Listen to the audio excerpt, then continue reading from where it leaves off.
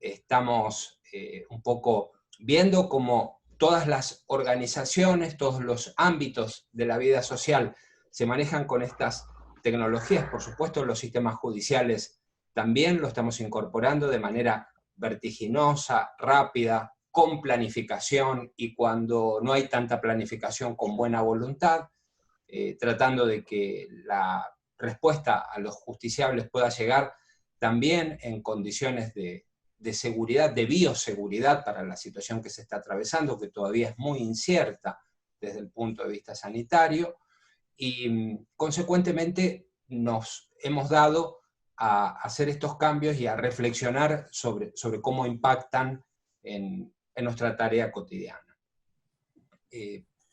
La labor asociacionista me interesa que ustedes puedan percibirlo.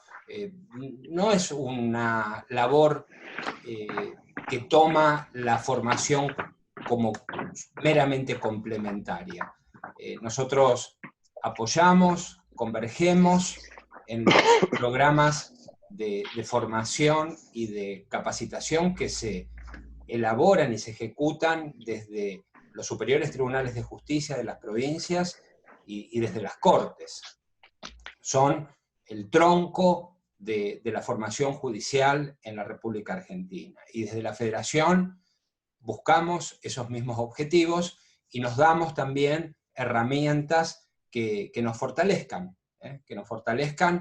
para poder desarrollar nuestra tarea con independencia en cada uno de los roles. La razón de ser por la que le otorgamos esta jerarquía a la capacitación y a la formación en sentido más amplio es porque es lo que verdaderamente también nos hace independientes para poder resolver los conflictos que la sociedad necesita que podamos definir con las mejores herramientas y con los mejores criterios. La situación de emergencia y también de crisis social y económica que atravesamos, bueno, nos lleva mucho a mirar las respuestas del derecho comercial, también lo hemos hecho con el derecho contractual y el derecho de las obligaciones, y vemos como la técnica rigurosa del derecho comercial tiene mucho por suministrarnos. Esto de considerar a la formación y a la capacitación como un pilar, una columna vertebral de la independencia judicial, tiene mucho que ver también con nuestra actuación institucional. Esta semana hemos tenido que sentar algunos posicionamientos importantes que pueden ver en la página de nuestra federación o en nuestras redes sociales, para, bueno, un poco también ustedes como participantes de estos encuentros no estar disociados de algo que hace a cada uno de nuestros roles, seamos secretarias, secretarios, defensores, defensoras, juezas, jueces. Lo importante desde la...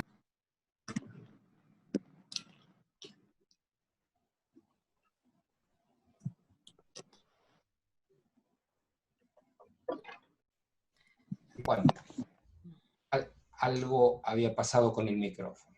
Bueno. Para empezar entonces con la convocatoria de esta tarde, tenemos la suerte de contar con un profesor de Derecho Comercial, que es el doctor Marcelo Bedrovnik. Marcelo es una persona que ha venido a simbolizar para la Universidad Nacional de Rosario el arribo de una generación a transformar y a darle continuidad a un legado universitario que, bueno, tuvo caracterizado una gran cantidad de profesores conocidos, muchos de ellos por ustedes, el origen de nuestra Facultad de Derecho de la Universidad Nacional de Rosario se dio como un desprendimiento de la Universidad Nacional del Litoral, inspirado por algunos talentos que a lo mejor ustedes recordarán por los libros, como el caso de don Roberto Brevia, Rodolfo Fontana Rosa, Miguel de Juano, y a partir de allí la Facultad de Derecho de la Universidad Nacional de Rosario, bueno, empezó la exploración del campo del derecho público, del derecho privado, dando y transformándose en una verdadera referencia del pensamiento iuspublicista y iusprivatista en nuestra región y también en el país. Para quienes somos docentes de esta facultad, el arribo de quien es nuestro expositor esta tarde al decanato de la facultad, luego de una dilatada y meritoria trayectoria académica que enseguida Silvina les va a referir, fue como hacer renacer la esperanza y también la responsabilidad. En la figura de Marcelo se cuajaron los sueños de toda una generación de jóvenes profesores que fuimos durante mucho tiempo acompañando las gestiones anteriores y que vimos en su gestión la concreción de proyectos, de miradas renovadoras y por supuesto, por sobre todo, lo que se puede expresar, una excelencia académica, pero un acompañamiento cálido a cada una de las iniciativas del mundo universitario. Marcelo nos ha estimulado a investigar, a enseñar, ha sido un promotor de la universidad reformista a cada instante, reconociendo el respeto a todos los claustros, y además, por supuesto, con una vinculación muy directa, una consideración hacia lo que es la tarea judicial. Ese compromiso con la tarea judicial, Marcelo lo pone en práctica, por supuesto, con el ejercicio de la profesión, pero siempre dedicándole a los espacios académicos específicos para la magistratura, como es la carrera de especialización, una atención y una dedicación muy específica. Yo, la verdad es que Silvina, si no, me va a decir que cubro su lugar, me quedarían muchas cosas por decir, pero lo voy a sintetizar diciendo que para mí es muy, muy grato, muy emotivo tener la presencia del exdecano de la Facultad de Derecho de la Universidad Nacional de Rosario, acompañándonos distendidamente esta tarde entre tantos colegas que tienen responsabilidades al frente de los sistemas judiciales provinciales. Les doy la bienvenida a todas ustedes, a todos. Veo muchas personas conocidas, lo vi a Gabriel Labad, un querido colega que fue un brillante juez de primera instancia aquí en la ciudad de Rosario y que ahora está en la ciudad de Santa Fe. Bienvenido, y los dejo entonces con la presentación que le corresponde a nuestra directora del Instituto de Estudios Judiciales. Bueno, gracias Ariel, fuiste bastante breve, ¿no? Bienvenido, doctor Bedrovnik. Bueno, Marcelo, para nosotros, como decía Ariel, es un placer que estés aquí. Y quería destacar de tu amplísimo currículum que impacta tu formación como un gran comercialista. Para aquellos que no somos de Rosario ni que estamos en el derecho comercial, impactaste como aquellos comercialistas que yo tuve de profesores hace varios años en la Universidad de Mendoza. Con esa formación desde que te recibiste, podríamos decir que no solamente te has destacado como profesor de Derecho Bancario, profesor tanto del grado como de posgrado en diversas materias, también has escrito sobre la temática y también lo interesante que tenés una gran vocación de servicio que se demuestra por tu paso en la gestión tanto en la Facultad de Derecho de la Universidad Nacional de Rosario, como en la actualidad en el cargo que ocupás de secretario académico de la Universidad Nacional de Rosario. También en su currículum se destaca que es un gran abogado litigante, abogado de bancos, abogado de empresas, es decir, que tenemos ante nosotros un gran comercialista, no solamente en su actividad privada, sino también en su actividad académica, en su actividad como docente, y muy especialmente, como les reitero, esta vocación de servicio que es prestar servicios a una universidad pública, ¿no? Para tratar que, bueno, entre todos podamos mejorar la enseñanza del derecho, y más en estos tiempos difíciles de pandemia. Así que, bueno, Marcelo, bienvenido, y gracias por venir a FAN a contarnos estas cosas raras como los e-check, las facturas electrónicas, que es más, yo creo que pocos de nosotros sabíamos que existían hasta que alguien te dice, ay, viste que se pueden hacer cheques electrónicos, y uno dice, ay, ¿esto con qué se come? Bueno, así que Marcelo, bienvenido, y gracias nuevamente en nombre, bueno, de toda la organización de FAM, para que estés con nosotros y tan generosamente compartas todos estos conocimientos nuevos. Así que gracias, bienvenido, y bueno, ya tenés la palabra. Bueno, muchísimas gracias. La verdad que tanto a Ariel, a vos Silvina, a Valeria, a Franco, a las autoridades de la FAM, por supuesto que a todos los que dedican parte de su valioso tiempo para de algún modo escuchar esta charla, esto que intentaré transmitir. Yo simplemente, antes de empezar con el desarrollo de la charla, porque no quiero demorarlos mucho más, quiero, por supuesto, que agradecer.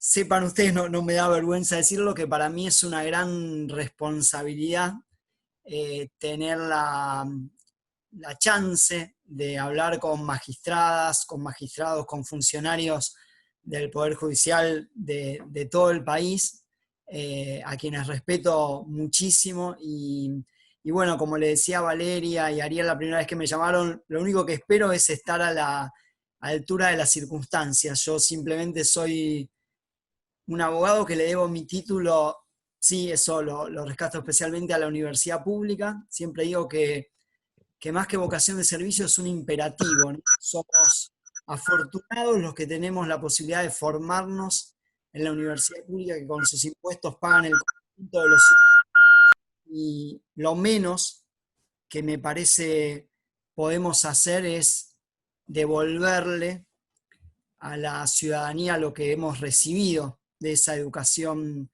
gratuita. Y le decía que simplemente soy un abogado que me gusta dar clases. Esto no va a ser una clase, con ustedes no me atrevería a catalogarlo de esa manera, y bueno, espero que sea provechoso. Sé que hay una instancia de preguntas, tengo un tiempo asignado, pero desde ya que no tengo ningún inconveniente que a medida que vaya hablando, si hay algo que no esté claro o lo que fuera, me pueden decir en el momento, y si no, por supuesto, hacerlo al final. Por supuesto que creo que la mayor parte de la charla el tiempo se lo va a llevar el cheque electrónico, o e-check, como decía la doctora Furlotti, esto de que no sabemos con qué se come, aunque no sé si utilizar esa comparación a esta hora de la tardecita, que por ahí puede ser malentendida. Y para eso ustedes permítanme rápidamente, pero hacer alguna referencia legislativa que yo estoy seguro que ustedes conocen, pero que para ubicarnos en el tema debo hacer. No solo legislativa, voy a corregirme, sino también normativa, porque ustedes saben que en la cuestión vinculada con, por ejemplo, los cheques, las entidades financieras, los bancos fundamentalmente, le dan muchas veces mucho más valor a una circular o a una comunicación del Banco Central que a lo que la propia ley dice, ¿eh? Siendo el Banco Central la entidad rectora de las entidades financieras, muchas veces los bancos prestan más atención a lo que una comunicación del central puede decir que a lo que dice una ley, con lo cual obviamente todos coincidimos en que esto no es correcto, pero esa es una realidad a la que seguramente ustedes como magistradas y magistrados y nosotros como abogados litigantes asistimos con mucha frecuencia. Entonces quiero hacer alguna referencia no solamente a las leyes, sino a algunas reglamentaciones del Banco Central vinculadas con esta materia. Pero primero que nada debo señalar que el cheque electrónico, para terminar con eso de ese susto, eso de con qué se comen, no deja de ser más que un cheque común o de pago diferido, con la única diferencia que en lugar de instrumentarse, de alojarse, de documentarse en un papel, es un cheque que se concibe, circula, se avala, etcétera, etcétera, electrónicamente, digitalmente. O sea, no hay un soporte papel. Permítanme, porque el doctor Ariza hacía referencia a estos profesores fundadores de nuestra facultad, que si yo recuerdo a quien fue mi maestro, que fue el doctor Celestino Araya, él nos repetía una definición que los comercialistas seguro recuerdan de Cesare Vivante, que decía que el título valor es el documento necesario para ejercer el derecho literario autónomo en el contenido. Toda la idea de los títulos valores estaba vinculada con un papel. Bueno, ahora en estos títulos, en el cheque electrónico, en la factura de crédito electrónica MIPYME y en tantos otros títulos, el papel ha empezado a quedar de lado. Por eso, y permítanme hacer esta referencia, yo digo que en estas situaciones críticas de pandemia, de aislamiento o de distanciamiento, la posibilidad de hacer pagos o de negociar en los mercados créditos sin un papel, sin el traslado de un papel, se ha hecho mucho más significativa. Esto no quiere decir que el cheque electrónico haya nacido con el coronavirus, ni mucho menos. Ya la ley 27.440, una ley de mayo del año 2018, que es la ley que introduce en nuestro derecho la factura de crédito electrónico MIPYME, en su artículo 216 encomendaba en el año 2018 al Poder Ejecutivo vía Banco Central la reglamentación del denominado cheque electrónico o e-check, antes, mucho antes de esta pandemia denominada coronavirus.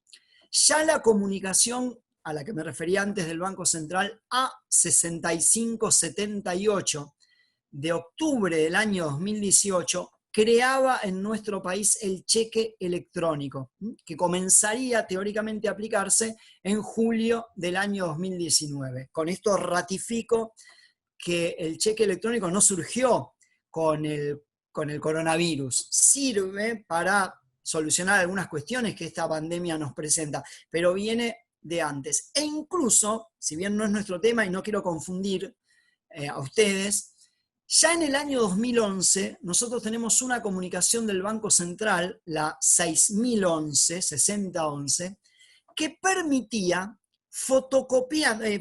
sacándole una foto y enviándolo por teléfono o por algún medio, digamos, informático, un cheque, depositarlo. O sea, uno podía depositar un cheque físico en papel, no electrónico, sin presentarse en el banco, según esta comunicación 6071, sí agregándole por el concepto de literalidad que era un cheque para depositar en cuenta. De modo que a nivel normativo, para no ser tan confuso, tenemos fundamentalmente en nuestra materia la comunicación, para el que pretenda hacer un reglamento, 6578 del Banco Central de octubre del año 2018, y le agrego 3 comunicaciones más dictadas el mismo día, el 28 de junio del 2019, las comunicaciones 6725, 6726 y 6727 del Banco Central, que regulan el cheque electrónico. Y regulan, me anticipo, un tema que puede ser, o no, de mucho interés de ustedes, que es un certificado que se llama Certificado de Acciones Civiles. Ahora en unos minutos vamos a ir en ese tema y que es probable que es lo que se presente en vuestros juzgados cuando alguien quiera ejecutar un cheque electrónico, porque alguno ya estará pensando, bueno, si es electrónico y el día de mañana este cheque no se paga, ¿qué nos van a traer a nuestros juzgados los tenedores, los beneficiarios, los últimos endosatarios de estos títulos cuando quieran venir a hacer un juicio ejecutivo? ¿Dónde se va a cumplir esa premisa de que hay que llevar el documento para que el juzgado, más allá de las particularidades de los códigos procedimentales de las distintas provincias, analicen si van a despachar o no la ejecución? Parte de esa solución la vamos a tener en esta comunicación A6727 que regula el CAC, el certificado de acciones civiles. Esto en materia de normativa del Banco Central de la República Argentina. No puedo dejar de decir, intento hacerlo lo más rápido posible para no ser cansador e ir a la práctica, que ya nuestro Código Civil y Comercial, que entró en vigencia en el año 2015, de alguna manera, si bien por supuesto que no reguló el cheque electrónico, nos empezó a ayudar en este tema. ¿Por qué? Porque el Código Civil y Comercial reguló por primera vez en nuestro derecho una teoría general de los títulos valores. Los que damos esta materia siempre expresábamos hasta ese momento, más allá de que estaba previsto en los proyectos de unificación, pero nunca se habían concretado, siempre expresábamos nuestro pesar, nuestro celo a que no teníamos regulado legalmente en el código una teoría general de nuestra materia. Así como existe, y lo veo al doctor Ariza, el titular de Derecho de los Contratos en nuestra materia, una teoría general del contrato, del delito, del acto administrativo, nosotros teníamos que explicar, y los comercialistas lo sabrán mucho mejor que yo, las cuestiones generales de los títulos a partir de un viejo decreto del año 63 de la letra de cambio. Y ahí tratábamos de, recurriendo a algunos artículos perdidos del Código de Comercio, hablar de la literalidad, la autonomía, la abstracción. Ahora nuestro Código Civil y Comercial, a partir del artículo 1815, regula una teoría general de los títulos valores. Y específicamente regula a los que denomina títulos valores no cartulares. Es decir, que ya nuestro Código Civil y Comercial viene a recoger una práctica que venía existiendo de los años 90, que se conocía con el nombre de desmaterialización de los títulos valores. Ya estaba desde hace mucho tiempo, 20, 30 años atrás, superada esta idea de que los títulos valores, el cheque, el pagaré, la letra, la factura de crédito en su momento, tenían que estar alojadas en un papel. De modo que vaya esa referencia al Código Civil y Comercial que también nos ayuda en esta materia. Y por supuesto que, como dije al principio, si el cheque electrónico no deja de ser un cheque, tenemos que tener presente nuestra legislación en materia de cheques, porque mucho de ella vamos a necesitar para entender algunas cuestiones del cheque electrónico. Recordemos básicamente la ley 24452 del año 1995. Ustedes saben que, por supuesto, antes de ese año nosotros teníamos regulaciones del cheque, de hecho en su momento fue regulado en el viejo Código de Comercio, pero en el año 95 con la 24452 en nuestro derecho se produce una verdadera modificación sustancial, que es la aparición de un nuevo tipo de cheque, que es el cheque de pago diferido. Hasta ese momento nosotros teníamos un solo cheque, el cheque que ahora pasó a ser el cheque común, y a partir del 95 le sumamos el cheque de pago diferido. Vendría a ser el postdatado legal, porque todos, los que tenemos algunos años, sabemos que antes del 95 también se hacían cheques postdatados, cheques a fecha, pero no estaban previstos en la ley. De modo que empezamos nuestra legislación de cheques, por lo menos para esta charla, con la ley 24452 y sus sucesivas modificaciones hasta llegar hasta la 25730 del año 2003, vinculados con las multas por rechazo de cheques, que también nos van a servir para el cheque electrónico. Hecha esta brevísima, por supuesto que si hace falta la voy a ampliar, referencia legislativa, salvo dos normas más que quiero aunque sea citar, voy a empezar a hablar del cheque electrónico.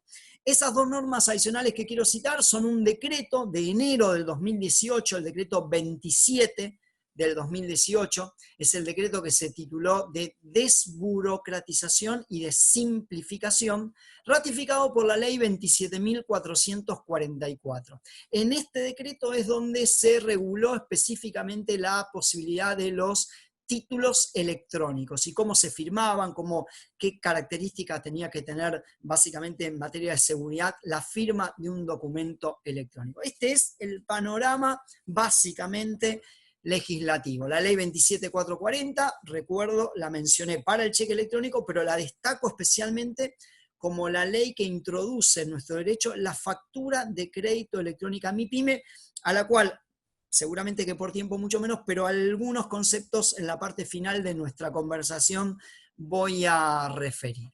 ¿Qué es un cheque electrónico? Es lo mismo que un cheque común o de pago diferido, señalaba yo antes, pero emitido electrónicamente, en el home banking de nuestra cuenta. ¿Quién puede emitir un cheque electrónico? Cualquiera de ustedes que tenga una cuenta corriente bancaria, en lugar de emitir un cheque común o de pago diferido, vuelvo a repetir, en soporte papel, puede ingresar en el home banking de su entidad financiera y va a tener la opción de cheque electrónico.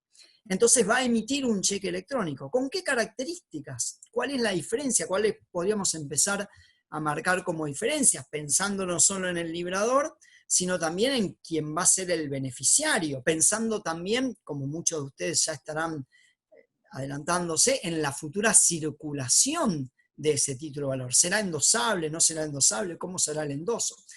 Pensando en el librador, lo primero que vamos a decir es que una de las principalísimas ventajas que le otorga es la mayor seguridad. Piensen ustedes que una empresa que tiene varias chequeras puede perder esas chequeras, o les pueden ser robadas o les pueden ser hurtadas. En cambio, el cheque electrónico, al no tener soporte papel, la persona autorizada a operar la cuenta se va a sentar enfrente de su computadora, va a entrar al home banking de la entidad financiera en la cual quiera librar el cheque y va a librar un cheque electrónico. Reitero una vez más, permítanme que sea reiterativo, común o de pago diferido. ¿Cómo lo va a hacer? Bueno, básicamente lo que va a tener que, así como nosotros cuando hacemos una transferencia bancaria, tenemos que informar la CBU, la clave bancaria uniforme, o el alias del destinatario, acá lo que tenemos que informar es el quit de la persona a la cual le estamos emitiendo este cheque o e-cheque electrónico, cheque electrónico o e-cheque. En esta etapa de este sistema estamos pensando solamente en emitir cheques electrónicos a favor de personas que están bancarizadas. En una etapa posterior también se va a poder emitir cheques electrónicos a favor de personas que no están bancarizadas. Y quiero ser claro con esto. Cuando digo personas bancarizadas, no digo necesariamente personas que tengan cuenta corriente. Puede ser una persona que tenga una caja de ahorro, es decir, que por ejemplo perciba su sueldo en una entidad financiera a través de una caja de ahorro, en donde va a ir a, si se me permite la expresión, a parar este cheque electrónico. De modo que yo me voy a poner frente a la computadora, voy a entrar a mi home banking, voy a decir que quiero emitir un cheque electrónico y voy a completar la parte correspondiente del cheque tal como completo el formulario cuando lo tengo en un soporte de papel. Voy a decir a favor de quién lo hago, voy a poner su quit, voy a poner el monto, la cantidad en números y en letras, todos los datos que suelo llenar a partir de la creación de un cheque común o de pago diferido, cuando lo hago en soporte papel. Primera aclaración o primeras dos aclaraciones. Recuerden que en los cheques de pago diferido el plazo máximo de diferimiento no puede ser más de un año, más de 360 días, de modo que si, por ejemplo, ustedes me permiten este ejemplo muy grosero, yo me siento frente a mi home banking ahora cuando terminamos de conversar y pretendo librar un cheque electrónico con vencimiento el 20 de julio del año 2021, seguramente mi home banking no me lo va a validar, porque estoy excediendo el plazo máximo que prevé la ley en su artículo 54 en cuanto al diferimiento del cheque de pago diferido. Y también, aunque sea esto lo digo como comentario, no pretendo apartarme tanto de nuestro tema, también si pretendo hacer un cheque común, ya no de pago diferido, postdatado, es decir, pretendo hacer un e-cheque común para el día 20 de octubre, como única fecha, ustedes recuerden que el cheque común tiene única fecha, el sistema no me lo va a validar. Con esto ustedes están pensando, ¿qué está diciendo? Lo que estoy diciendo es que en la práctica, por aplicación del artículo 23 de la ley de cheques, cualquiera de nosotros puede hacer un cheque común en soporte papel postdatado. El artículo 23 de la ley dice cuáles son los riesgos que tiene quien hace y quien recibe un cheque común postdatado. Pero esto en el e-cheque no es posible, porque cuando yo voy a intentar validar un cheque común con fecha 20 de octubre del 2020, el sistema no me lo va a tomar. No mucho más en cuanto al librador. Vayamos ahora a ubicarnos del lado, se podría decir, del beneficiario. ¿Qué pasa? ¿Cómo se entera la persona a la cual yo le libré ese cheque electrónico común o de pago diferido que lo tiene librado a su favor? Y además, ¿qué puede hacer una vez que se entera. Y acá también vamos a ver algo un poco distinto a lo que solemos estudiar con el cheque en formato papel. El home banking del beneficiario, esa persona que tiene que estar bancarizada, recuerden que dijimos que los cheques electrónicos en esta primera etapa se emiten a favor de personas bancarizadas, cuenta corriente o caja de ahorros, le va a avisar que tiene un cheque electrónico a su favor, disponible, vamos a utilizar ese término, para ver qué conducta va a tomar. Ustedes seguramente pensarán, y bueno, seguramente lo va a aceptar. ¿A quién no le gusta recibir en el home banking un aviso de que en lugar de que pase por el banco a retirar un cheque que depositó y vino rechazado por sin fondos,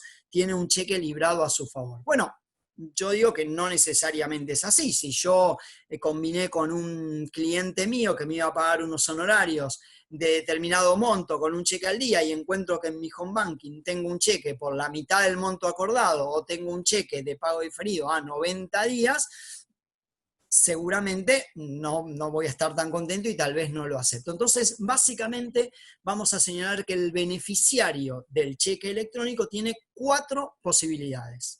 La primera es aceptarlo, es decir, aceptar ese cheque electrónico que tiene en su home banking y dejarlo depositado en su cuenta. Si es común, lo va a depositar para que a las 48 horas le sea acreditado si hay fondos. Y si es de pago diferido, lo va a dejar depositado para que al vencimiento del plazo, recuerden que el cheque de pago diferido tiene que tener una postergación mínima de un día y máxima de 360 días, para que al vencimiento de ese plazo, reitero, se acredite. Creo que esto es bastante claro. Acá me quedo en esta primera opción, no pasé todavía a las 3 restantes, hacer un comentario en una oportunidad que también tuve la suerte de que me invitaron a dar una charla sobre este tema. Me preguntaron, ¿el hecho de que yo libre un cheque electrónico común no significa que los fondos estén en la cuenta disponibles? Esto no es un cheque certificado en los términos del artículo 48 y 49 de la ley de cheques.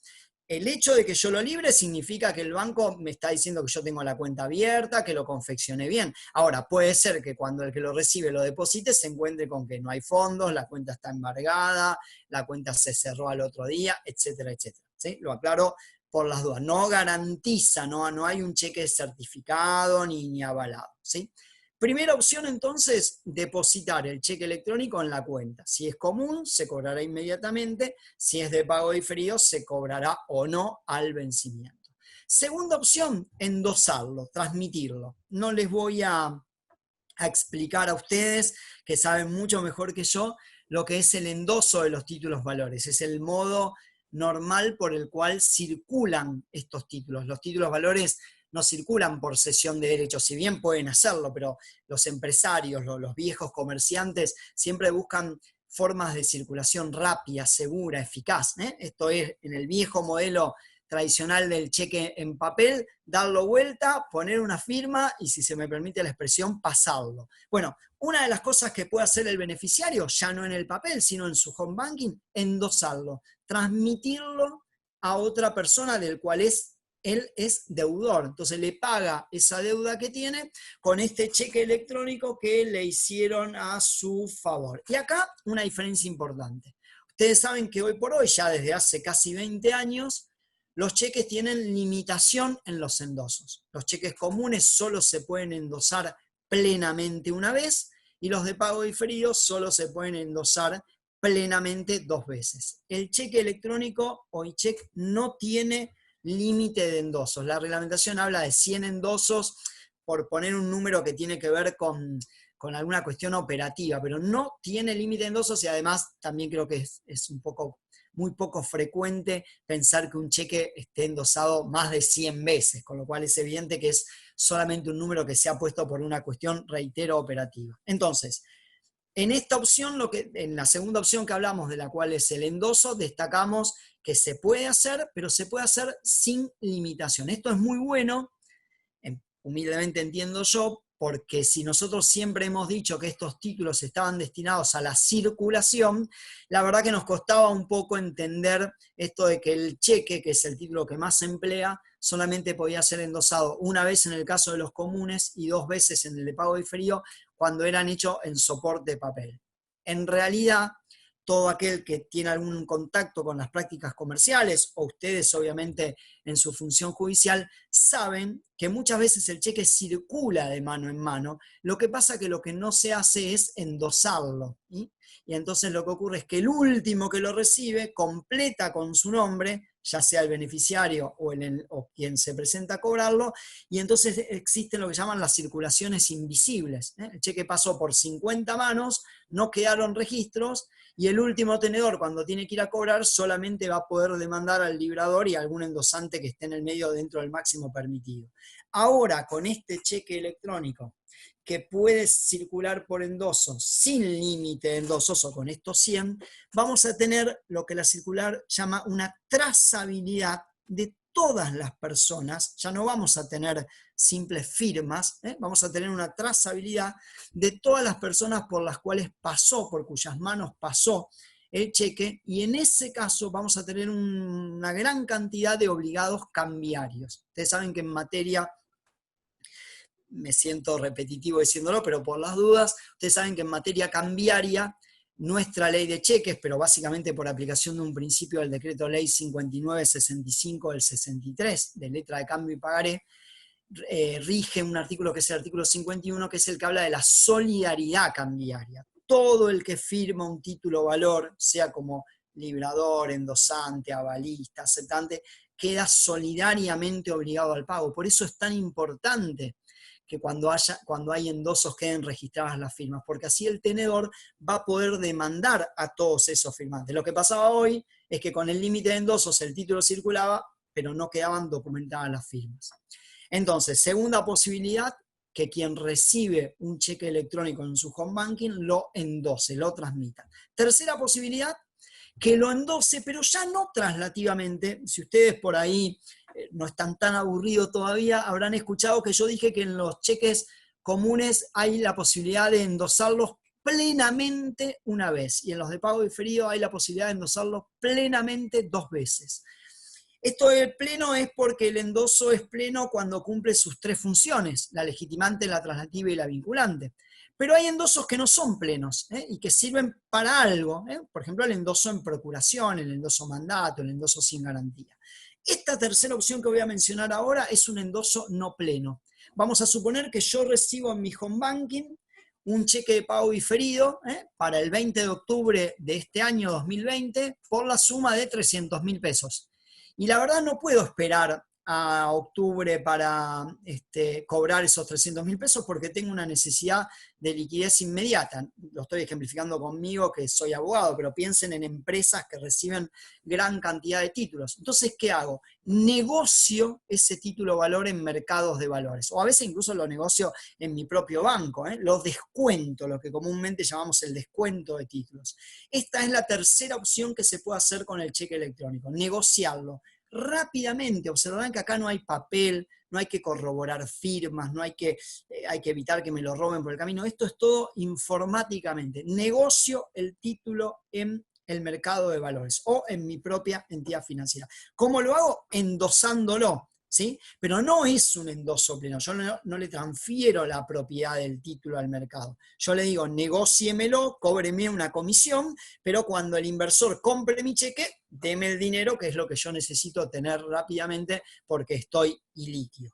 Espero ser claro, pero por supuesto ustedes, si no, al final me hacen notar que no fui claro. La última posibilidad, la cuarta, es lo que se conoce con el nombre de dejarlo en custodia. Es decir, cuando alguien recibe un cheque electrónico a su favor en su home banking, puede depositarlo, dijimos, endosarlo a modo de transmisión, endosarlo para su negociación o dejarlo en custodia. ¿Qué es esto? Bueno, todos los que tienen alguna vinculación con la operatoria comercial lo saben. Yo voy al banco, pido un descubierto en mi cuenta corriente, le digo al gerente que me deje sobregirar mi cuenta por 100, 200, 300.000 pesos, y el gerente me dice, bueno, ¿y cómo sé que voy a cobrar? Y yo le digo, mire, le dejo en custodia todos estos cheques que tengo de pago diferido por cobrar, quédeselo usted, a medida que los cheques va llegando el vencimiento, usted acredita el importe y va bajando el descubierto. Esta operatoria también la puedo hacer con los cheques electrónicos. Básicamente, esas 4 posibilidades tiene quien recibe el cheque electrónico. Ustedes se preguntarán, bueno, ¿qué pasa si alguien recibe un cheque electrónico en su home banking? Pensemos que yo les pago a ustedes con un cheque electrónico, se los mando a su home banking, su banco les avisa que tienen un cheque y pasa un día, 2 días, 3 días y ustedes no se expiden, no dicen si lo van a endosar, si lo van a depositar, si lo van a dejar en custodia, si lo van a negociar en el mercado o incluso si lo van a rechazar, como fue uno de los primeros ejemplos que dimos. ¿Cómo se soluciona esa situación? Esa situación la tenemos solucionada con la aplicación de 2 artículos de la ley de cheques, el artículo 25 y el artículo 29. Recordarán ustedes que cuando a nosotros nos pagan con un cheque, pensemos en el cheque tradicional, en el formato papel, nosotros tenemos 30 días para ir a cobrarlo, 30 días corridos. En el cheque común, desde su única fecha, y en el cheque de pago diferido, obviamente, de la fecha de vencimiento. Si a mí hoy me entregan un cheque de pago diferido, hoy, 23 de junio, con fecha de vencimiento 20 de octubre, yo a partir del 20 de octubre, nunca antes, tengo 30 días corridos para ir a cobrarlo. Si no voy en esos 30 días, se abre un segundo plazo, que está en el artículo 29, no lo vamos a comentar. Apliquémoslo al cheque electrónico. Yo recibo un cheque electrónico en mi home banking y durante 30 días no me expido, no digo si lo rechazo, si lo deposito, si lo endoso para su negociación o si lo dejo en custodia, ese cheque vuelve al librador. Es como si nunca se hubiera librado, pierde validez. Es como el cheque que yo no me presento a cobrarlo en formato papel en esos 30 días. Es una cuestión también importante para tener en cuenta. Otra cuestión que quiero comentar, si ustedes me permiten, tal vez un poco, para después referirme al certificado de acciones civiles, tal vez un poco, si se me permite la expresión finita, pero me parece interesante, está vinculada con el registro del cheque y en este caso de los e-check o de los cheques electrónicos. Voy a ver si me explico un poco mejor. Ustedes saben que en materia de cheque de pago diferido, en el artículo 55 de la ley de cheques, nosotros tenemos un instituto que es el registro del cheque de pago diferido, que la verdad es un instituto poco conocido, lo digo con todo respeto, muchas veces por los abogados que no les asesoramos a nuestros clientes que tienen esta ventaja, y que yo siempre digo que tiene 2 grandes ventajas para los clientes y que tiene una típica aplicación jurisdiccional, con lo cual yo estoy seguro que ustedes la conocen, pero me parece bueno recordarla y más que nada con la particularidad del cheque electrónico. ¿En qué consiste registrar un cheque de pago diferido? Primero, repito, está previsto en el artículo 55 de la ley. Segundo, es voluntario, nadie está obligado a registrar un cheque de pago diferido. De hecho, la mayor cantidad de gente no lo hace. Si ustedes van a un banco y preguntan, es hasta probable que ignoren el mecanismo del registro. Y fundamentalmente se aplica solo al cheque de pago diferido. En esto también quiero ser claro. El cheque común no se registra, ¿sí? Solo el cheque de pago diferido. El registro, dice el artículo 55 de la ley de cheque, asegura la regularidad formal. Es decir, nos garantiza que desde el punto de vista formal el cheque está bien confeccionado. Entonces, la primera pregunta que nosotros podríamos hacernos es, ¿tiene sentido hablar de registro cuando estamos estudiando el e-check? Parecería, y veo ahí a un colega que hace con la cara, no. La verdad que la primera respuesta, y yo comparto con el colega, es no. No tiene sentido porque en realidad formalmente si el banco me permitió emitirlo quiere decir que estaba bien, ¿sí? Recuerden, en esto quiero ser muy claro que el registro nunca me va a asegurar que al vencimiento van a estar los fondos para cobrar el cheque, ¿sí? Espero ser claro y si me permiten quiero hacerlo con un ejemplo. Si yo recibo un cheque de pago diferido hoy, 23 de junio, con fecha 20 de octubre de vencimiento por 100.000 pesos y lo presento al registro, piensen en un cheque en formato papel, el banco lo único que me va a decir es, señor, el cheque está bien hecho, no me va a asegurar que el 20 de octubre voy a cobrar el cheque. Mal podría asegurarlo el banco hoy, porque tal vez hoy no están los fondos y sí están el 20 de octubre, o viceversa. Tal vez hoy sí están los fondos, pero no lo están el 20 de octubre. Es una regularidad formal. Volvamos a nuestro tema. ¿Tiene sentido entonces registrar un cheque de pago diferido hecho electrónicamente? Y la verdad que la primera respuesta es no. Si el banco me permitió hacerlo, quiere decir que formalmente está bien. Yo les digo por qué a mí humildemente me parece importante que quien reciba un cheque electrónico de pago diferido también intente registrarlo, sabiendo que lo más probable es que va a obtener como respuesta del banco una respuesta afirmativa, el banco lo va a registrar. ¿Por qué yo insisto en que para mí vale el registro y no he encontrado nada que lo prohíba? ¿Cuáles son las dos grandes ventajas que otorga registrar hoy en día un cheque de pago diferido? Si quieren, pensemos solamente en el de formato papel, para el caso que no coincidan con mi humilde opinión de poder registrar también un cheque electrónico. La primera gran ventaja es que en caso de ser rechazado el registro, habilita lo que se llama la acción de regreso anticipado. Esto es como con la letra de cambio. Esto cuando el tenedor de la letra iba al girado, le preguntaba si aceptaba pagar de acá a 5 meses, el girado le decía que no, entonces ¿qué hacía el tenedor? Regresaba la acción de regreso contra el librador de la letra. Un regreso que en vez de ser a término, era anticipado. En el cheque pasa lo mismo. Si yo tengo un cheque de pago diferido que vence el 20 de octubre y lo presento al registro mañana a la mañana, y el jueves el banco me dice, no, mire, no se lo voy a registrar porque la cuenta está cerrada, ¿sí? O porque la cuenta le falta una firma, todas cuestiones formales, nunca porque no hay fondos. ¿Para qué voy a esperar al 20 de octubre? La ley me permite regresar anticipadamente contra el librador. Esa es la primera ventaja. No es una gran ventaja, pero es una ventaja. La segunda ventaja tiene mucho que ver con la cuestión jurisdiccional, con la competencia territorial. Ustedes saben que en materia de cheques, el juzgado competente para ejecutar un cheque, común o de pago diferido, según el artículo 3 de la ley de cheques, es el juzgado que está ubicado en la misma sede en donde tiene su domicilio, el librador o el banco girado. Lo cual en la práctica suele coincidir, porque si yo vivo en Rosario, seguramente voy a tener cuenta en un banco de Rosario. Es muy difícil que yo tenga cuenta en un banco de San Martín de los Andes, como por ahí vi que había una de las asistentes. Entonces, domicilio del librador y el banco girado suelen ser el mismo, el cheque se ejecuta en el domicilio del banco girado. Piensen ustedes en aquellas empresas, y por qué digo que es importante asesorar a las empresas para que registren sus cheques.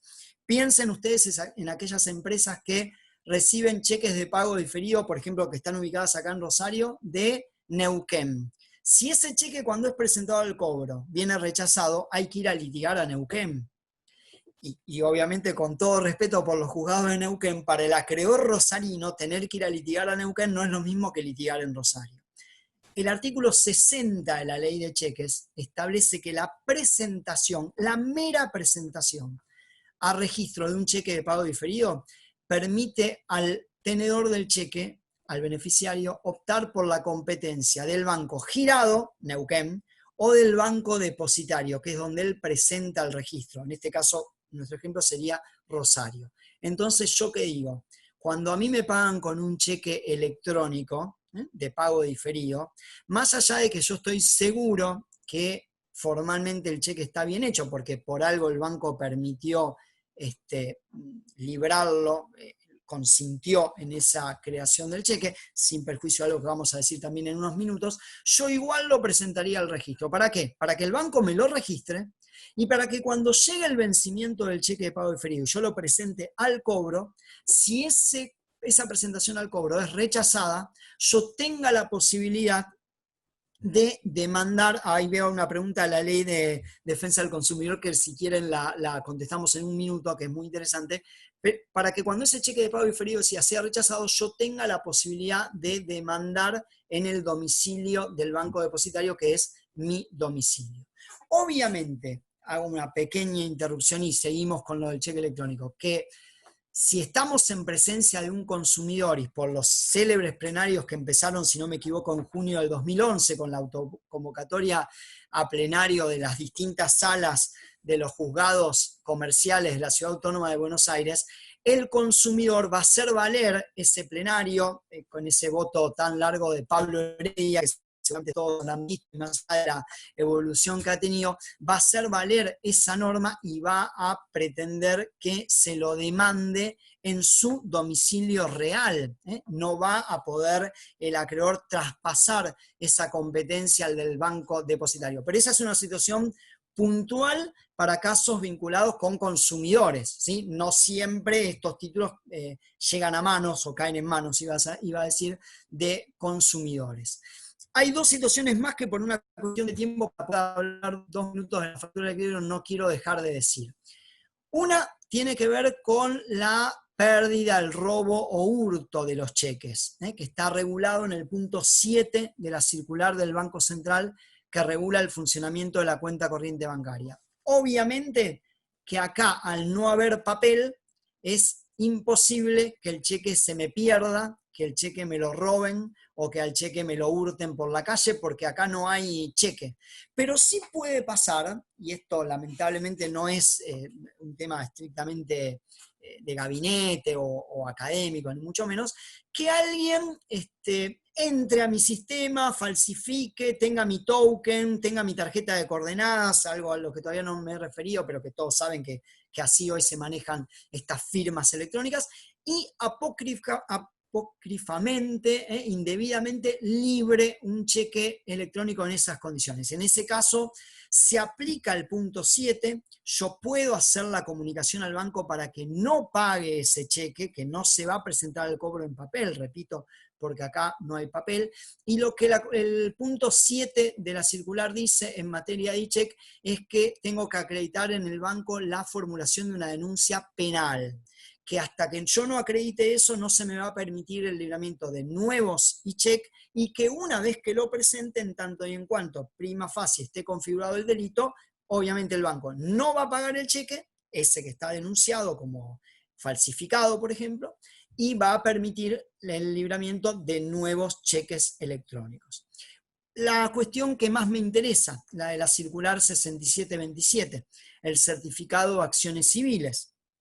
¿Qué ocurre cuando la entidad girada por algún motivo, por ejemplo ausencia de fondos, rechaza el cheque que el último tenedor, vamos a suponer que el cheque electrónico circuló, tuvo 5 endosos y quien lo recibió en última instancia lo presenta al cobro, ¿sí? Electrónicamente, por supuesto, y se lo rechazan por cuentas cerradas, sin fondos, cuenta embargada, quiebra del librador, etcétera, etcétera. En ese caso, la comunicación A6727 prevé que la entidad girada, ¿sí? Si es un cobro por ventanilla cuando esto se pueda, o depositaria en las situaciones actuales, tiene que emitir una constancia, acá sí en papel, en un papel firmada por 2 funcionarios del banco, dando cuenta de todos los datos del cheque. Pero fíjense, esta circular 6727 nos dice que no solamente tiene que individualizar al cheque, el número, la fecha, el monto por el cual fue librado, sino que también tiene que individualizar los nombres de todas las personas que han endosado o eventualmente hasta avalado este cheque electrónico que ahora fue rechazado. Y esta es una de las ventajas a las que yo aludía al momento de tener que salir a ejecutar este título, porque yo me voy a encontrar con que en esa hoja voy a tener individualizado a 10, 15, 20, según la cantidad de endosantes, obligados cambiarios con su quit, con su domicilio, etcétera, etcétera, a los que voy a poder demandar por la acción cambiaria de regreso, una acción ejecutiva que sabemos. Acá me preguntan, similar a la copia que se pide por los cheques que retiene el banco por denuncia policial, tal cual. Y es muy bueno el aporte que me hace, no alcancé a ver el nombre, él o la colega, porque es muy cierto, ustedes saben que según este punto 7 y el artículo 63 de la ley de cheques, cuando el banco no paga un cheque denunciado, tiene que retener el original del cheque y le da al presentante una copia, con la cual, con esa copia, el presentante puede demandar ejecutivamente al librador y a los demás obligados cambiarios. Con una particularidad, si se me permite, ya que me dan el ejemplo de los cheques denunciados, que siempre me gusta señalar, que hay una contradicción, me aparto un minutito del cheque electrónico, pero ya que surgió el tema por ahí puede ser interesante, hay una contradicción entre el punto 7 de la circular y el artículo 63, que ustedes por supuesto conocen mejor que yo.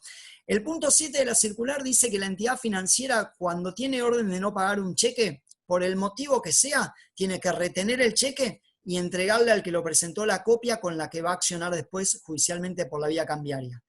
Esos motivos pueden ser una pérdida, un robo, un hurto, una falsificación. No obstante, si ustedes leen el artículo 63 de la ley de cheques, la facultad del banco de retener el cheque es cuando hay una denuncia penal, con lo cual el banco solo podría retener el cheque en caso de robo, hurto o algún delito, no en caso de pérdida, cosa que el banco sí hace y se queda con el cheque original cuando hay una denuncia de pérdida. Esto puede generar alguna, digamos, conflicto, pero bueno, lo digo al pasar.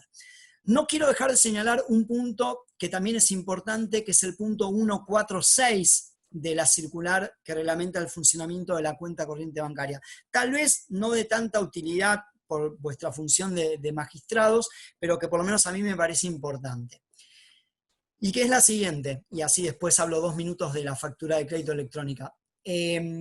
Cuando alguien tiene una cuenta corriente en un banco, por supuesto que si no, hasta el momento que no existía el cheque electrónico, uno iba y pedía chequeras, ¿sí? Pedía una chequera, a veces la chequera tenía solamente cheques comunes, a veces tenía de pago y frío, a veces tenía ambos tipos de cheques.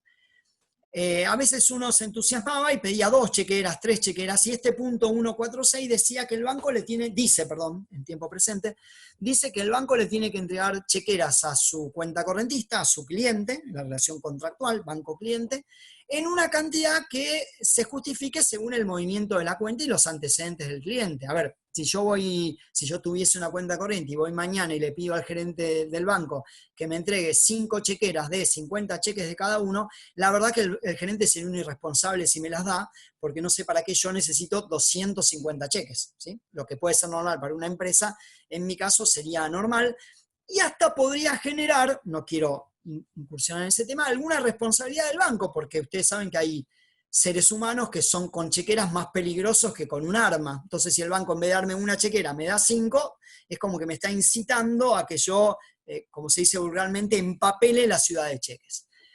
Esta norma en materia de e-check está agregado, especialmente en este punto 146, en la redacción actual, es mucho más concreta, porque acá dice que el banco le tiene que informar al cliente qué monto global de e-checks puede librar, ¿sí?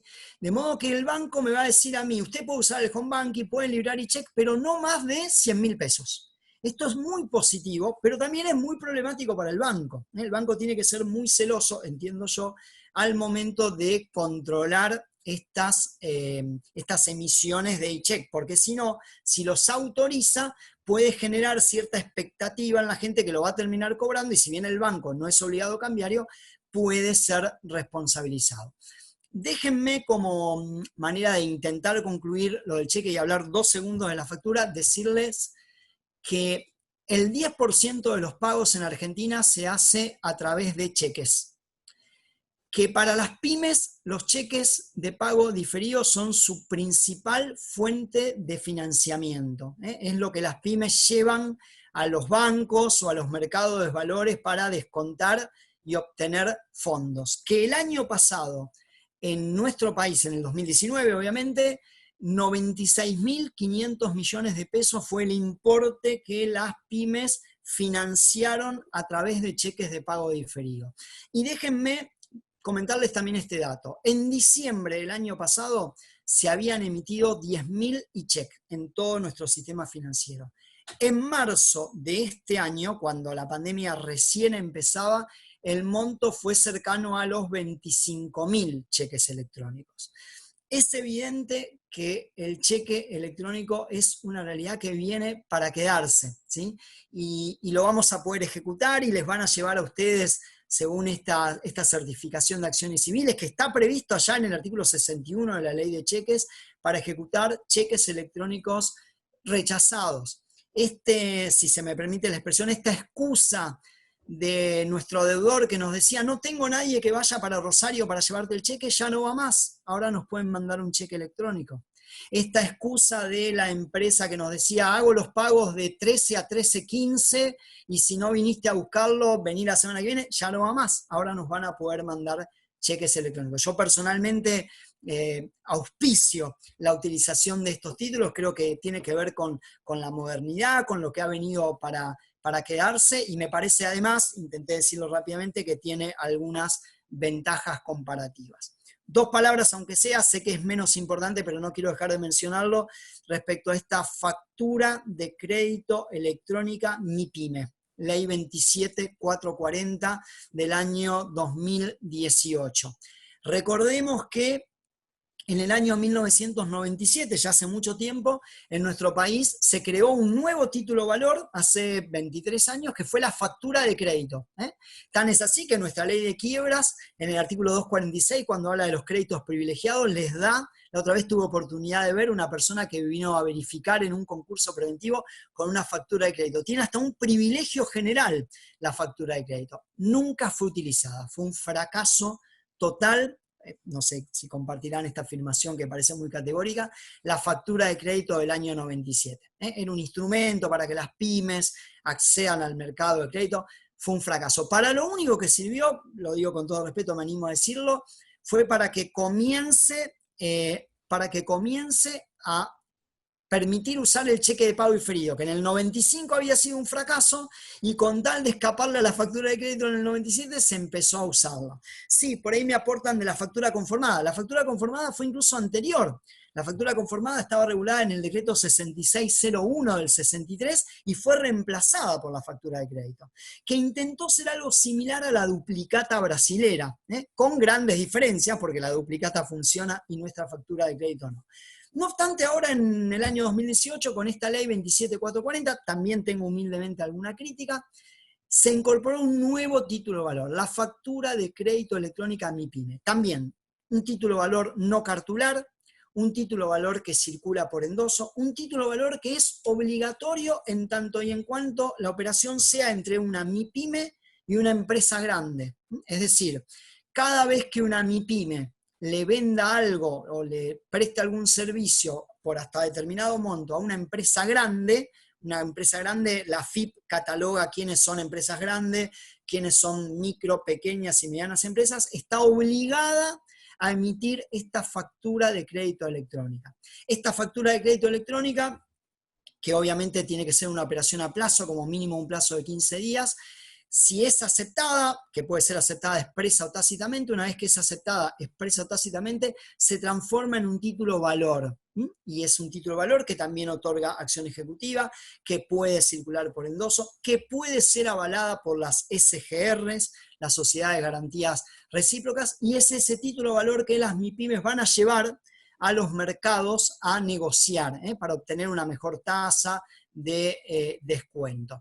La verdad que, si ustedes me permiten, también lo digo desde una posición muy humilde, yo creo que si lo que se quiso es favorecer a las pymes, no solamente se debió hacer obligatoria cuando la operación sea entre una MIPYME y una grande, sino que también debería ser obligatoria entre micros y pequeñas y medianas empresas, la aplicación de la factura de crédito electrónico, que es hoy por hoy voluntaria. Porque si lo que queremos es que las MIPYMEs accedan a los mercados de valores, deberíamos hacerlo en general. No toda MIPYME le vende a una gran empresa o le presta un servicio a una gran empresa como para poder tener este título electrónico que después va a ir a negociar a los mercados. Pero bueno, el resto no es muy complicado, hay causas por las cuales se pueden rechazar la factura de crédito MIPYME. La empresa grande puede decir, no, la rechazo porque la mercadería que me envió no era la pactada, tenían vicios, defectos, pero si no lo hace expresamente va a quedar aceptada y se va a poder negociar y va a ser un título ejecutivo. Yo creo que me excedí un poquito, unos minutos, tal vez demasiados. No sé si han quedado seguramente algunas dudas o algo. Por supuesto estoy a disposición, pero fundamentalmente les agradezco a los que han permanecido la paciencia y espero que por lo menos haya sido mínimamente de utilidad sobre lo que he intentado conversar. Bueno, gracias Marcelo, excelente, realmente creo que fue muy clara, realmente, bueno, tu vocación docente se notó en esta claridad en la exposición y bueno, y creo que ahí tenemos, mira, muchísimas preguntas, bueno, muchísimas felicitaciones también.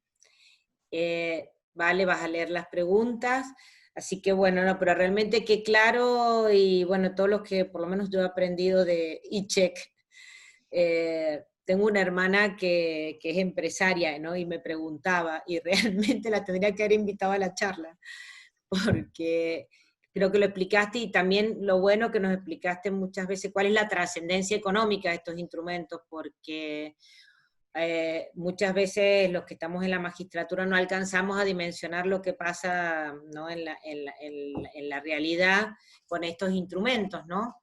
O, por ejemplo, que estamos en Cámara, nos llegan muy pocas ejecuciones apeladas, y bueno, y no sabemos justamente lo que pasa en el mercado. Entonces creo que es bueno que vengan voces de abogados litigantes que nos cuenten un poco, por ejemplo, de esto que nos contaba de las pymes y cómo se financiaban con los cheques de pago diferido. Creo que está bueno escuchar esas voces para no tener en cuenta cuando uno resuelve lo que pasa en el mundo.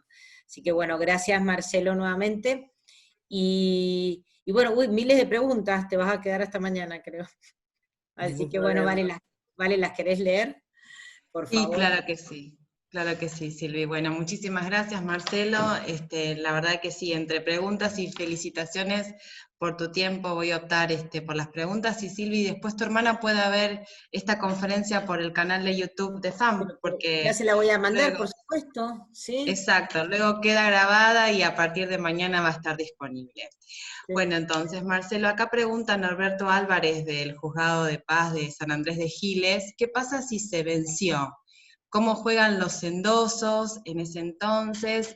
Sobre todo por la trazabilidad que queda toda la cadena de endosos que se registra, ¿no? Esa es la primera pregunta. Perfecto, bueno, voy a intentar contestarla. Creo haberla visto mientras hablaba y pido disculpas que no lo hice en su momento. Ustedes saben que, sin hacer muy larga la respuesta, en materia de títulos valores, nosotros tenemos una diferencia entre lo que es la teoría de la creación y la emisión. Y decimos que el título realmente se considera emitido cuando entra en circulación. Una cosa es que yo haga un cheque ahora antes de irme de acá, lo deje hecho en mi cajón y no lo entregue, y otra cosa es que yo efectivamente entregue ese título que confecciono ahora a su beneficiario. En el caso del cheque electrónico, si yo le pago a Juan con un cheque electrónico y Juan lo recibe en su home banking y no lo acepta, ¿correcto? Ese cheque es como que si nunca hubiera existido. Ahora, si hay endosos, es porque Juan aceptó el cheque y optó por una de estas 4 posibilidades que decíamos: depósito, endoso que tiene el efecto de transmisión, endoso para la negociación y custodia. De modo que, si en ese momento la persona le endosó, ya ahí hay cheque que está aceptado y ya no hay posibilidad que pierda virtualidad. Tal vez yo no fui muy claro en el sentido de que lo que puede ocurrir es que yo reciba un e-check en mi home banking, deje transcurrir los 30 días corridos del artículo 25 y no haga nada. En ese caso, ese e-check es como que nunca hubiera existido, ¿sí? Porque no circuló, no fue negociado, no quedó en custodia y yo tampoco lo deposité. Ahora, cuando yo lo acepté y lo hice circular, bueno, habrá que ver qué pasa cuando, llegado el vencimiento, se presenta el cobro. Si se presenta el cobro y hay fondos, se acreditará el dinero en la cuenta de quien lo presentó al cobro, electrónicamente, obviamente. Y si es rechazado, habrá que emitir el certificado de acciones civiles de la comunicación A6727 para que el último tenedor, con esa trazabilidad, pueda accionar contra todos los endosantes plenos, y contra el librador del título. No sé si fue claro.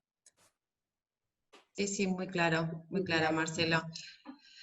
Acá después José Ignacio Pastore pregunta, digamos, de qué manera introducirlo en los procesos, vía telemática en los nuevos sistemas de gestión judicial o necesariamente tiene que ser en soporte de papel. Bueno, a ver, la experiencia es que este título justamente, obviamente estoy pensando en que cuando me consultan sobre cómo introducirlo, estamos pensando en la certificación que da cuenta del no pago.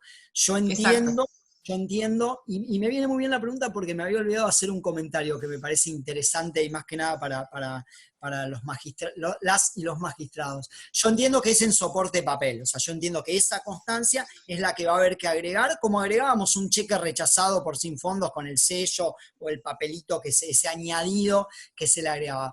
Pero decía que me había olvidado de aclarar algo que me viene muy bien, y es que esta constancia que se emite, no solamente el banco tiene que emitirla, frente al rechazo del pago de este título electrónico, sino que también la puede emitir en otras situaciones. Me refiero puntualmente a casos de procesos concursales. Pensemos en una empresa que libra hoy un cheque electrónico, hoy 23 de junio, con vencimiento el 5 de marzo del año 2021. Estamos dentro del plazo de un año del cheque de pago diferido. Y en noviembre o en septiembre de este año se presenta en concurso preventivo. El tenedor de ese cheque electrónico es un acreedor de causa o título anterior a la presentación, según el artículo 32 de la ley concursal.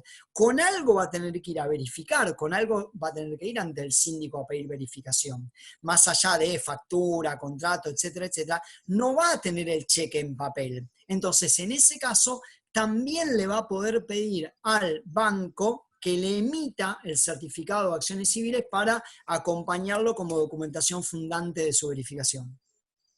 Sí, exactamente. Él justamente preguntaba cómo introducir, ¿no es cierto?, el CAC, lo abrevió, sobre todo por el código de visualización que le permite la identificación con el documento digital, agregaba. Perdón, doctor, perdón que agrego, simplemente. Sí, adelante. Sí, Lo claro. hago por esta vía para que se explique.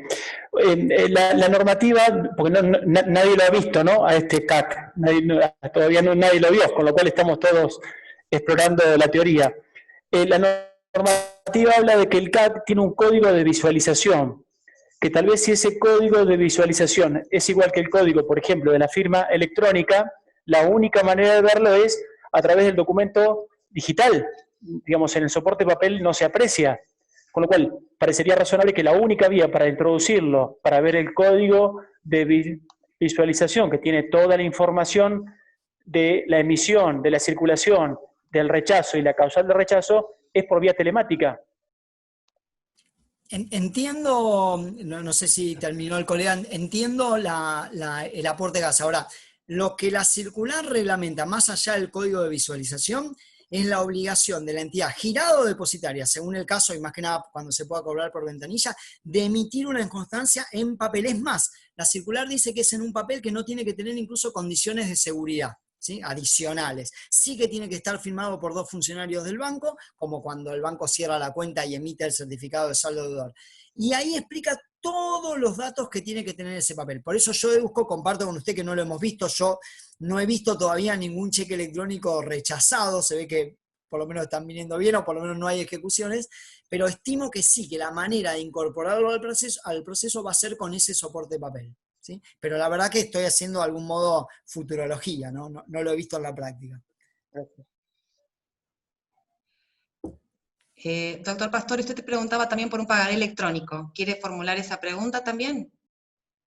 Sí, ¿qué apreciación tiene el doctor sobre la factibilidad, la viabilidad a futuro de la creación de pagarés electrónicos?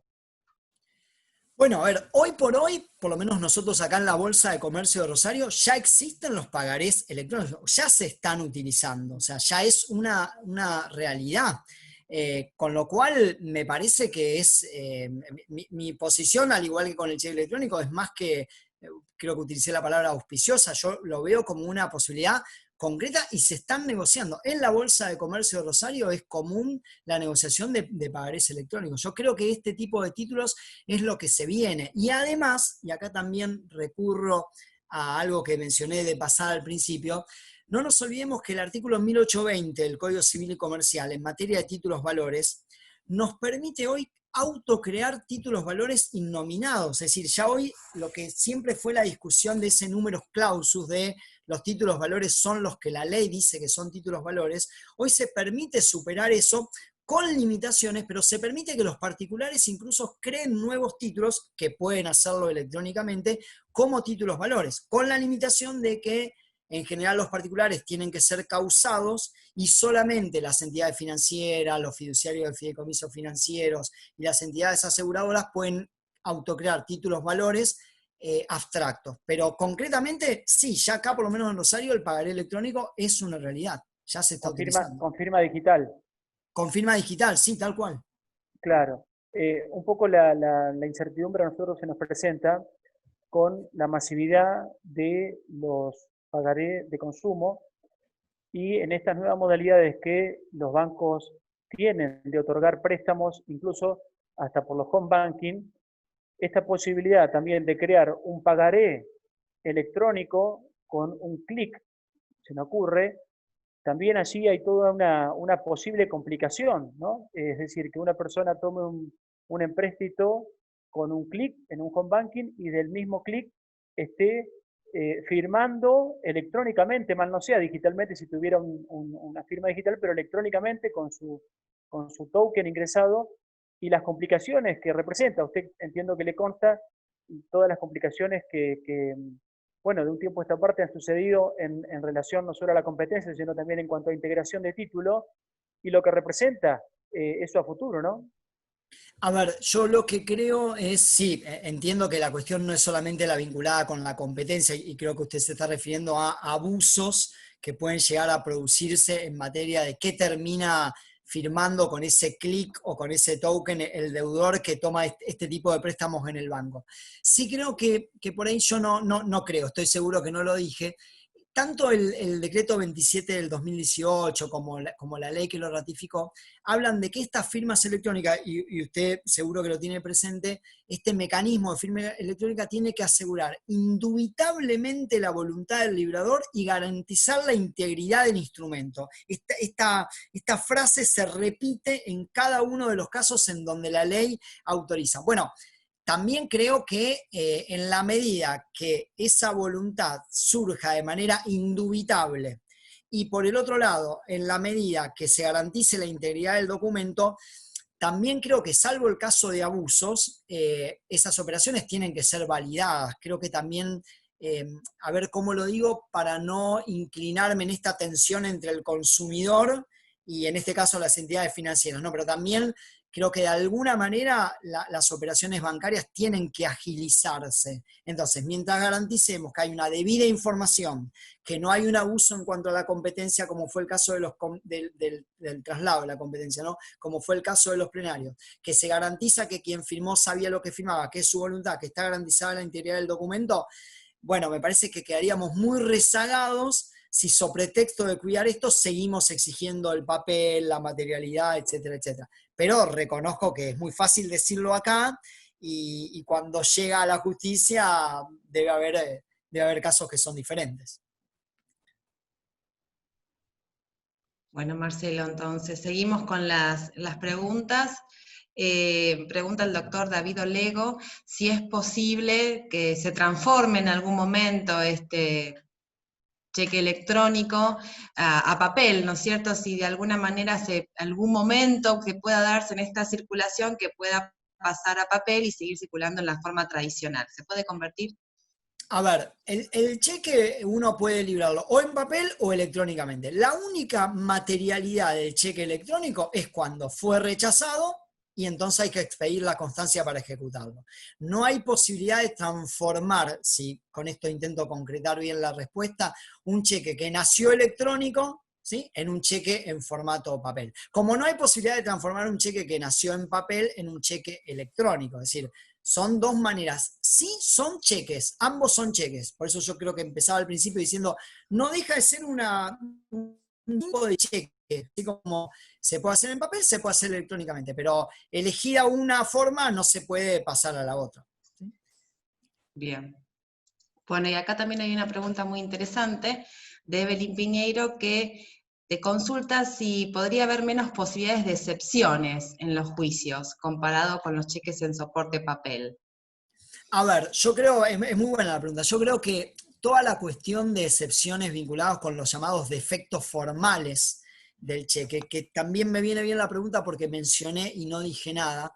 Ustedes saben que hoy por hoy la ley 25730, que es la ley que establece las multas frente al rechazo de cheques, que no es una cuestión menor porque el no pago de la multa es hoy por hoy la única causal legal de cierre de cuenta y de inhabilitación del cuenta correntista. Y las multas se generan hoy en nuestro derecho por tres motivos. Cada vez que el banco rechaza un cheque por sin fondos, cada vez que el banco rechaza un cheque a la registración, o cada vez que el banco rechaza un cheque por defectos formales, el librador de ese cheque tiene que pagar un 4% del valor del cheque como multa, con un mínimo de 100 pesos y un máximo de 50.000. y si no paga esa multa en el plazo de 30 días corridos desde el rechazo, el banco girado tiene que cerrarle la cuenta e inhabilitarlo por 2 años para operar como cuentacorrentista en todo el sistema financiero. Llevándolo al cheque electrónico, es evidente que el defecto formal no va a existir, porque desde el mismo momento en que yo libré el cheque electrónico en el home banking, y mi banco lo convalidó y le avisa al beneficiario que lo tiene, no hay posibilidad de efectos formales. Y si el día de mañana yo no pago ese cheque y se emite la CAC, el Certificado de Acciones Civiles, es obvio que cuando el tenedor del cheque me venga a ejecutar, yo no le voy a poder plantear, por ejemplo, que la firma es apócrifa, que el cheque tiene un error que está tachado, etcétera, etcétera, porque ni siquiera me va a venir a ejecutar el cheque. Me va a venir a ejecutar el certificado que le emitió el banco y que da cuenta del rechazo del cheque. Con lo cual, concluyendo, sí, creo que va a disminuir las excepciones, estas excepciones dilatorias que a veces planteábamos como inhabilidad de título. Bueno, no vamos a tener tanto argumento para decir que el título no es hábil o es inhábil, dicho de la otra manera, ¿no? Bien, y vinculado con eso, Fabiana Cano consulta, ¿el título ejecutivo es el cheque o el certificado? Vi la pregunta cuando estábamos contestando. A ver, el título ejecutivo a los efectos de la ejecución es el certificado, porque lo que usted le va a presentar, o lo que el justiciable le va a presentar al juez, es el certificado. Nunca va a tener el título, porque el título en soporte de papel no existe, ¿sí? O sea que él no le va a poder llevar un título. Lo que le va a poder llevar es el certificado que va a servir para ejercer las acciones civiles. Por eso yo creo que esta denominación, pero no es una pelea entre civilistas y comercialistas, y mucho menos ahora en la época de la unificación, es pequeña, porque el certificado no es solamente para ejercer acciones civiles desde el punto de vista del cobro, también sirve para verificar. Entonces ahí yo no estoy haciendo un juicio ejecutivo o una demanda, yo me estoy presentando a verificar un crédito en un concurso, en una quiebra, y cumplo con la exigencia de demostrar o invocar la causa con el mutuo, la factura, el remito, el contrato y la constancia que me emite el banco, porque el título no lo voy a tener. Bien. Marcelo, hay una pregunta así, digamos, de proceso de home banking. Consulta Fabiana, si es el mismo token, la misma clave que para hacer una transferencia, para librar un e-check. Sí, es lo mismo. También me viene muy bien la pregunta, porque cuando el banco nos va a pedir a nosotros, si decidimos operar con home banking, entre otras cosas nos va a pedir que aceptemos que todos los títulos que libremos con nuestro token o tarjeta de coordenadas los vamos a validar, así como nos va a fijar ese monto del cual hablaba. Lo que pasa es que hay una clara diferencia, porque por ahí tal vez no sé si la colega o alguien puede estar pensando, bueno, pero en definitiva esto es lo mismo que una transferencia. Y la verdad que la gran diferencia es que esto es un título valor. Entonces, cuando yo recibo un título, ni que hablar si es de pago diferido, yo no estoy recibiendo el dinero. Esta famosa frase que repetíamos, prosoluto y no prosolvendo. A mí me transfieren el dinero, yo doy mi CBU, con el token me transfiere y a mí mañana o según el plazo que demore me aparece acreditada en la cuenta. A mí me aparece un cheque electrónico y yo tengo que depositarlo y ver si se va a cobrar. Por eso aclaraba al principio que cheque electrónico no significa cheque certificado, ¿sí? Cheque electrónico significa que yo tengo un título valor que voy a depositar y puede ser que haya fondos y lo cobre, o puede ser que venga rechazado y lo tenga que salir a ejecutar. Bien, sí, me corrijo, era Fernando Avesilla que hacía la pregunta, y también ahora hace otra pregunta sobre si la normativa regula la posibilidad para la ejecución del e-check, que existe un domicilio especial electrónico donde notificar la ejecución. No. La normativa no tiene previsión en ese sentido. No tiene previsión de un domicilio electrónico que tenga que ver con la ejecución. No, la normativa en materia de ejecución sí mencioné esta particularidad del CAC porque, bueno, es esta comunicación 6727 que regula este certificado. Pero no hay referencia a domicilio electrónico. Bien, perfecto. Juan Francisco Constela consulta, ¿tengo posibilidad de referir a la causa de la obligación en el libramiento del e-check? A ver, en el formulario que uno va a llenar como e-check, que no está en el papel, sino está en el banco, es el mismo que el cheque. Con lo cual, Lo mismo que yo no puedo hacer hoy en el cheque de señalar la causa, tampoco lo puedo hacer en el cheque. Sí puedo, y tal vez el colega se refiere a eso, según el artículo, si no mal recuerdo, 47, imputar el cheque. Es decir, puedo hacer un cheque imputado. Y así como puedo hacer un cheque imputado en soporte papel, habrá que ver, confieso que no lo he visto en el mecanismo del home banking, pero habrá que ver cómo se puede imputar un cheque electrónico. Hoy por hoy la verdad que no lo he visto, pero si esa es referencia a causa, sí creo que de alguna manera, tal vez con el tiempo, se vaya previendo. Es decir, hay cosas que, como yo mencionaba antes, lo de cobrar por ventanilla, es como que va en etapas, pero no posibilidad de mencionar la causa, porque no lo puedo hacer en el cheque, sin imputarlo. Así como puedo imputar un cheque en soporte papel, el día de mañana seguramente habrá alguna manera de un cheque concebido por home banking electrónico también imputarlo.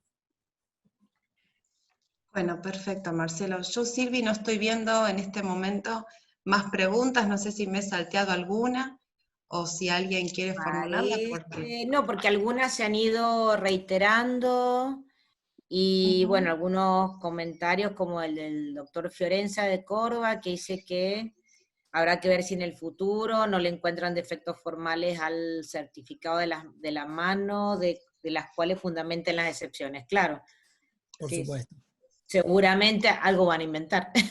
No, y de hecho, perdón que interrumpa, ¿no? Pero de hecho, esta previsión que tiene ya hoy la circular, permitiendo denunciar la adulteración en la emisión, ya nos está dando la posibilidad de que el día de mañana, además de la adulteración, haya algún otro tipo de orden de no pagar por algo. Pero bueno, hoy por hoy lo veo más difícil, y si hay algo que sí no tengo dudas, es que es mucho menos frecuente que este tipo de excepciones se vean en este tipo de títulos que en el soporte papel. Ahí sí es posible perderlo, adulterarlo, que me lo roben, etcétera, etcétera. En este caso creo que se acotan las posibilidades, ¿no? Bueno, sí, bueno, y siguen los agradecimientos, bueno, o sea, y bueno, nosotros también con Vale y todos los organizadores, y nos sumamos a los agradecimientos. Bueno, creo que la claridad con la que nos has explicado, bueno, habla de tu trayectoria docente, y bueno, espero que vuelvas a estar con nosotros y a compartir algunos de estos temas novedosos bueno, que nos ha servido muchísimo, como verás todos los comentarios del chat. Así que espero que vuelvas. Para mí, permítame decirle que yo soy el agradecido, espero que realmente haya sido de utilidad. Me olvidé por ahí mencionar algunas cuestiones más actuales que tienen que ver con el multicheck, la posibilidad de emitir a partir de un cheque electrónico varios cheques para hacer pagos a varios proveedores electrónicamente. Es más que nada de la práctica comercial, pero bueno, no quería dejar de decirlo. Y en serio que les agradezco mucho, y si en algo fue, aunque sea un poquito útil, me siento muy agradecido. Muy útil, Marcelo, y mirá los comentarios que dice que sigamos haciendo estos conversatorios, y así que bueno, esperamos contar de nuevo con tu presencia, y bueno, y agradecer todas las preguntas de los participantes que realmente han aclarado, han ayudado en este tema tan interesante. Así que bueno, gracias, y bueno, ya nos seguiremos viendo con nuevos temas, tanto desde el derecho privado, comercial, civil, y bueno, también vamos a incursionar un poco en el derecho procesal. Así que bueno, Marcelo, cuando tengas otro tema para compartir con nosotros, esta es tu casa. Y Muchas gracias. bueno, gracias, y bueno, Ariel no se equivocó cuando nos dijo que vos podías hablarnos de estos temas. Así que bueno, gracias a todos los participantes, ya nos veremos en la próxima charla. Y bueno, gracias Vale, gracias a los dos Francos que siempre nos dan su apoyo logístico. Y bueno, gracias Ariel por permitir este espacio, y especialmente a todos los participantes que hacen posible estas charlas tan agradables, y bueno, muy especialmente a vos Marcelo por habernos ilustrado hoy. Así que bueno, gracias, y nos estamos viendo en la próxima.